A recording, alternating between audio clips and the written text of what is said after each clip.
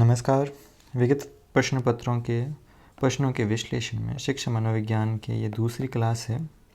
इसमें हम RPS school व्याख्याता 2016 के पेपर्स में जितने भी शिक्षा मनोविज्ञान से प्रश्न आए हैं उनका विश्लेषण करेंगे और ये समझने की कोशिश करेंगे जो फैक्ट क्वेश्चन हैं और जो कॉन्सेप्ट के क्वेश्चन हैं उनमें कंसेप्ट का कोई क्वेश्चन छोड़ना नहीं है और फैक्ट के क्वेश्चन में आपको कोई भी बेसिक बुक में उनके फैक्ट मिल जाएंगे।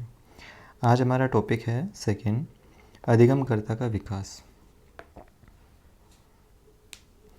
पहला प्रश्न है म्यूजिक के पेपर से, ब्रिज के अनुसार 3 वर्ष का शिशु खुश होता है, गुस्सा करता है, यह है। तो अब देखिए, अगर आपको कुछ भी नहीं मालूम है ब्रिज के बारे में तो एक इतना ध्यान रखिए, खुश होना, गुस्सा होना ये सभी संवेग के अंदर आते हैं। तो इसका सीधा सवाल होगा संवेगात्मक व्यवहार, जिसे हम फैक्चुअल नहीं कंसेप्चुअल क्वेश्चन भी मान सकते हैं।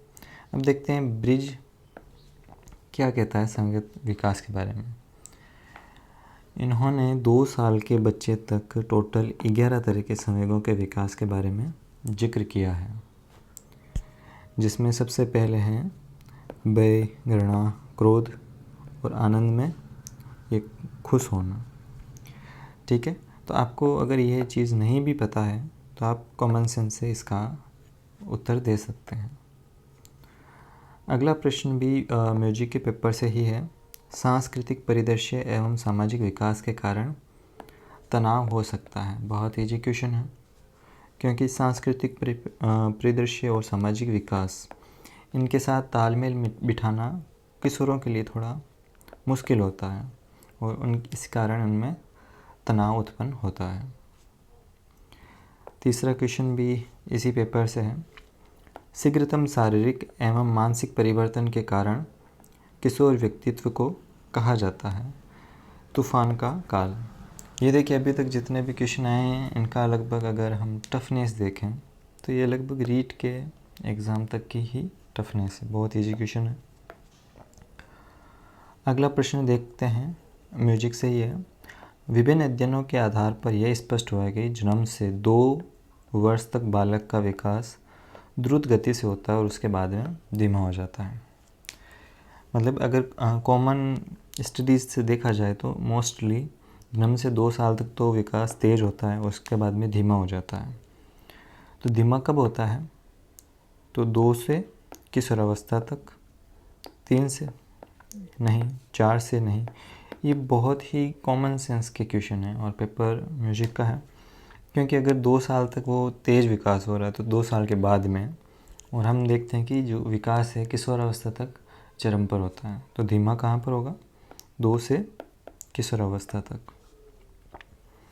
अगला भी क्वेश्चन इसी पेपर का है। विकास की किशोरावस्था का स्तर है, यह हम शारीरिक शिक्षा में भी पढ़ लेते हैं 8th क्लास से पहले, कि 12 से 19 वर्ष, ना कि 15 वर्ष और ना ही 16 वर्ष। अगला प्रश्न देखते हैं जो कि केमिस्ट्री के पेपर से है। कोल के अनुसार बालिकाओं के लिए पूर्व किशोरावस्था का काल है। देखिए, ये माना जाता है कि किशोरावस्था बालिकाओं में पहले शुरू होती है और बालकों में बाद में। तो कोल ने ये टोटल 12 एजेस दी हैं।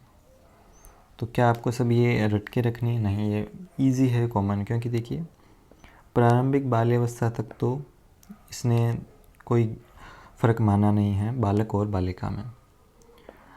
मध्य बाल्यावस्था, उत्तर बाल्यावस्था और प्रारंभिक किशोरावस्था, ये तीनों आपको याद रखनी ही चाहिए, क्योंकि ज़्यादातर क्वेश्चन आज तक जो बने हैं 3 से लेकर ये 6 किशोरावस्था से ही बने हैं। तो यहाँ पर उत्तर बाल्यावस्था या पूर्व किशोरावस्था की बालिका के लिए 11 से 12 वर्ष, तो इसका उत्तर होगा 11 से 12 वर्ष। इसके लिए आप एक इसका स्क्रीनशॉट ले लीजिए। अगला प्रश्न देखते हैं, वो भी केमिस्ट्री के पेपर से ही है। हेविक्स्टर के अनुसार कौन सा किशोरावस्था का विकासात्मक कार्य नहीं है? शारीरिक रचना को स्वीकारना और शरीर का प्रभावी उपयोग करना, यह विकासात्मक कार्य का देखिए, पहले एक कंसेप्ट समझ लीजिए कि विकासात्मक कार्य क्या होता है। इनके अनुसार विकासात्मक कार्य वो चीज़ है जो कि एक उम्र के अनुसार वो काम हो जाना चाहिए, और उम्र बीतने के बाद में अगर वो करता है तो वो विकासात्मक कार्य के अंदर नहीं आता है। जैसे कि किशोरावस्था के लिए शारीरिक रचना को स्वीकारना और शरीर का प्रभावी उपयोग करना, ये किशोरावस्था के लिए विकासात्मक कार्य है। सामाजिक उत्तरदायित्व और व्यवहार को स्वीकारना और उसकी उपलब्धि करना, स्वयं के प्रति स्वस्थ अभिवृत्ति का निर्माण करना, ये सभी चीज़ें उसे किशोरावस्था में ही करनी चाहिए। तो ये इसके लिए विकासात्मक कार्य है। लेकिन अपने माता पिता और अन्य व्यक्तियों से ये ऑप्शन छूटा हुआ है, लड़ना या विरोध करना, ये एक कंपलसरी पार्ट नहीं है किशोरावस्था का, ये किशोरावस्था के विकासात्मक कार्य में नहीं। तो हमारा अगला प्रश्न है केमिस्ट्री के पेपर से। इनमें कुछ अवस्थाएं दे रखी है और उनको उनकी एज के हिसाब से मैच करना है। ये अवस्थाएं हैं एरिक्सन के विकास सिद्धांत की। तो एरिक्सन का विकास सिद्धांत में वो 8 अवस्थाएं बताते हैं, और वो 8 अवस्थाएं पूरे जीवन भर एक क्रम में चलती है, जो एक विशेष एज ग्रुप में विशेष अवस्था होती है। तो एक बार इन अवस्थाओं को समझ लेते हैं। ये अवस्थाएं देखिए 3 प्रकार के भाव होते हैं प्रत्येक अवस्था में। एक, अगर उसके साथ पॉजिटिव व्यवहार हुआ है तो एक भाव पैदा होता है। अगर उसके साथ नेगेटिव व्यवहार किया जाता है तो उसके साथ एक भाव होता है, और उस नेगेटिविटी से अगर वो निकलने में सक्सेसफुल रहता है तो एक तीसरा भाव उत्पन्न होता है जो स्टेबल होता है ज़्यादा। तो इन तीनों का एक बार शॉर्ट में देख लेते हैं। पहला है विश्वास बनाम अविश्वास। अगर बालक के साथ में ये उम्र है 0 से 1 वर्ष तक, अगर छोटे शिशु के साथ में प्यार और स्नेह का से व्यवहार किया जाता है तो उसमें एक विश्वास का भाव पैदा होता है। अगर इसके विपरीत, अगर वो रो रहा है, चिल्ला रहा है और उसे अकेला ही छोड़ दिया जाता है तो उसमें लोगों के प्रति एक अविश्वास का भाव पैदा होता है। और अगर वो इसी काल में इस उत्पन्न संकट यानी विश्वास और अविश्वास दोनों के बीच की स्थिति में खुद का सामंजस्य बना लेता है तो वो आशा का भाव निर्माण होता है उसी समय। तो इसी प्रकार टोटल ये 8 अवस्थाएं हैं। तो इनमें अगर मिलान करना है तो आपको ये तो 8 अवस्थाएं याद रखनी है। अभी ये पूरा टॉपिक इस क्लास में लंबा हो जाएगा, इसके लिए हम साइकोलॉजी क्लास में पढ़ेंगे। लेकिन उन 8 का आपको एज ग्रुप और ये अवस्थाएं याद रखनी है। और किस तरह से याद रखनी है? पॉजिटिव, नेगेटिव और एक अवस्था जो इनमें सामंजस्य बिठाती है। तब इनका मिलान करने की कोशिश करते हैं। आस्था बनाम अनास्था। जब कभी आप कन्फ्यूजन रहे इनके नामों में तो आप एक बार इंग्लिश के नाम ज़रूर चेक कर लें। जिसे हम विश्वास बनाम अविश्वास कहते हैं उसे ही आस्था बनाम अनास्था कहते हैं। हिंदी के लिए अलग अलग वर्ड हो सकते हैं।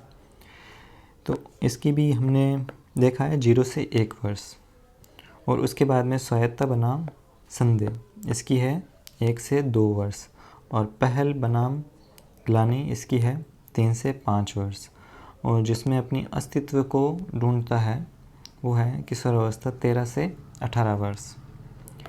चलिए अगला प्रश्न देखते हैं। ये भी केमिस्ट्री के प्रश्न पत्र से ही है। किशोरावस्था काल की 15 अथवा 16 वर्ष की आयु में मस्तिष्क का भार लगभग कितना ग्राम हो जाता है? तो लगभग इस समय तक मस्तिष्क का पूर्ण विकास हो जाता है शारीरिक रूप से, और जो एक वयस्क आदमी में मतलब 1400 ग्राम मैक्सिमम और 1200 मिनिमम। तो इस समय तक 1200 से 1400 ग्राम औसतन मस्तिष्क का भार हो जाता है। अगला प्रश्न है केमिस्ट्री का ही। किशोरावस्था वह समय है जिसमें विचारशील व्यक्ति बाल्यावस्था से परिपक्वता की ओर संक्रमण करता है। तो हम जो मेनली डेफिनेशन पढ़ते हैं, अब इसको हम फैक्चुअल क्वेश्चन कहेंगे कि जिन्होंने डेफिनेशन पढ़ी ही है वही इसका जवाब दे सका है। तो जेरशील कहते हैं कि विचारशील व्यक्ति बाल्यावस्था से परिपक्वता की ओर संक्रमण करता है। तो आपको टर्म याद रखनी है, विचारशील व्यक्ति और बाल्यावस्था से परिपक्वता की ओर। अगला प्रश्न देखते हैं।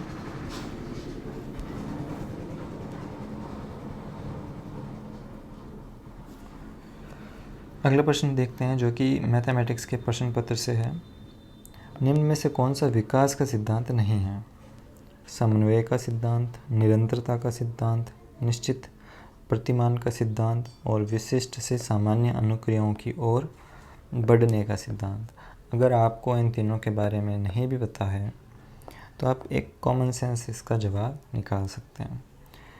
विकास क्या कहता है कि विकास में शुरुआती रूप में सब समान होते हैं जब पैदा होते हैं, लेकिन धीमे धीमे उसमें विशिष्टताएं आती है।